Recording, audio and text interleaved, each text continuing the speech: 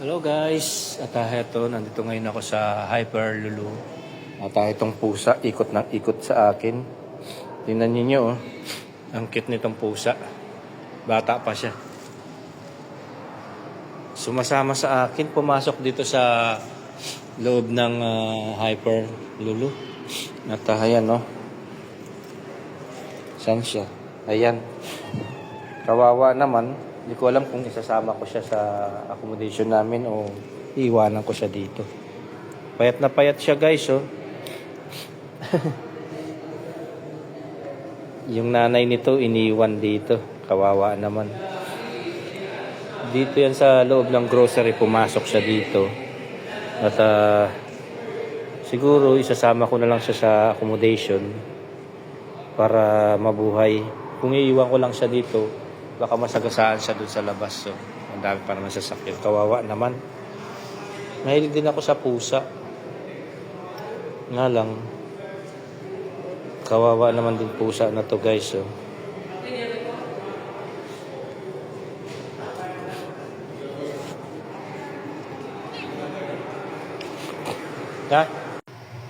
At dumating itong security na pinapalabas itong pusa dahil nga bawal dito sa loob ng Hyper Lulu. At sabi ko, kukunin ko na lang at isasama ko na lang doon sa aking sasakyan.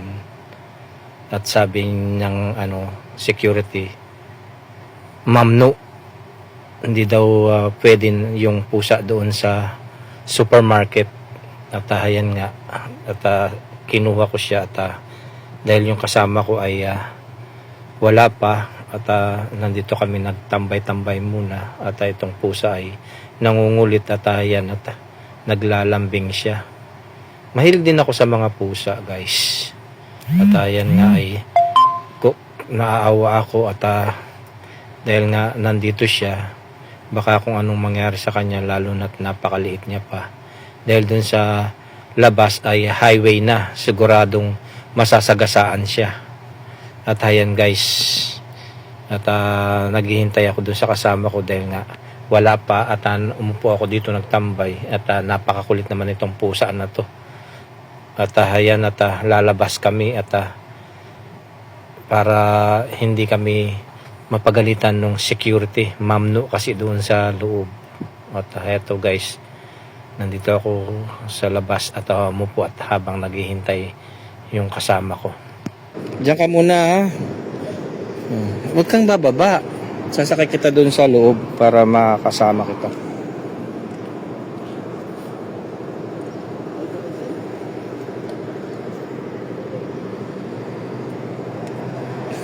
Pumasok sa loob, bawal daw. Ayan na. Diyan ka lang, ha. Huwag kang makulit. Bawal kasi doon sa loob. Bawal ka doon sa loob. Gugutom na siya.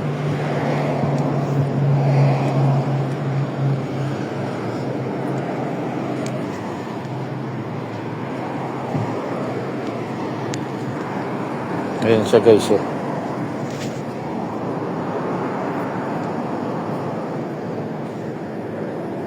Ang lambing-lambing na mga pusa, oh. Kawawa naman. Tatakbo siya dun, masasagasaan to.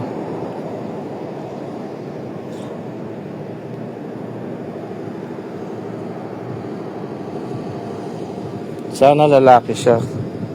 Mas gusto namin lalaki kaysa sa babae kasi pag babae dumadami, tinatapon din namin.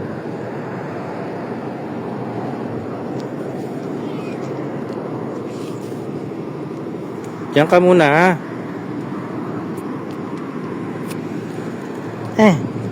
Kinakagat yung paa ko. Nagugutom na siya guys.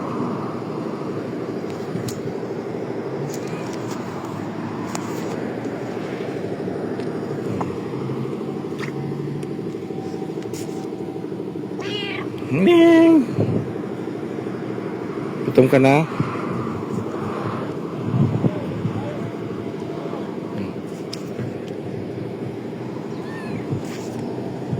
Gutom na siya guys. Ayun yung nanay niya yata to. Ayun na. Nanay niya siguro to. Ayun nanay mo. Ayun ang nanay mo. Hindi niya nanay. Kung nanay niya yan, dedede siya dyan. Takot siya yun. Mga pusang gala yan. Dito ka, tago ka. Dito ka sa likod ko.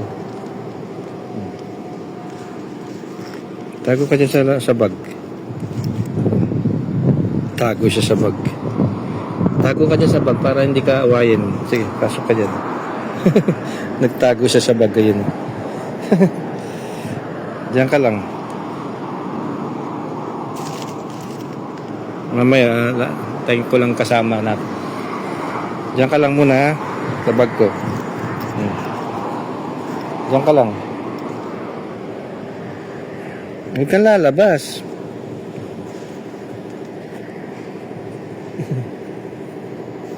Huwag kang lalabas. Diyan ka lang muna. Ayun na siya, ayun na. Tara na! Ayun na yung kasama. At heto guys, bumiyahin na kami at pinapakain ko siya ng cupcake. Napakarami niya nang nakain at nananayang na lang siya. At ayan guys, napainom ko na rin at busog na busog siya. At sabi ko sa kanya na huwag siyang maingay dahil kapag narinig siya nung kasama ko, ipapatapon siya at ipapalabas. At parang may isip naman itong pusa na ito at nanahimik at ayan.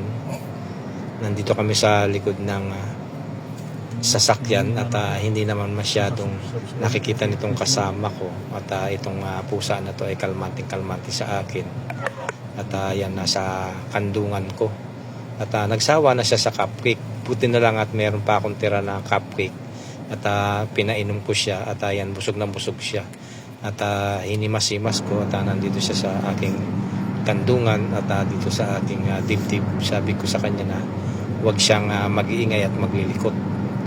At itong kasama ko walang kamalay-malay na hawak-hawak ko itong pusa dahil nga hindi niya naman nakikita dito sa likod at habang nasa biyahe kami at ayan, sabi ko sa pusa na ito ay huwag kang maingay, diyan ka lang at baka kapag nakita ka ng isa at itatapong ka niya.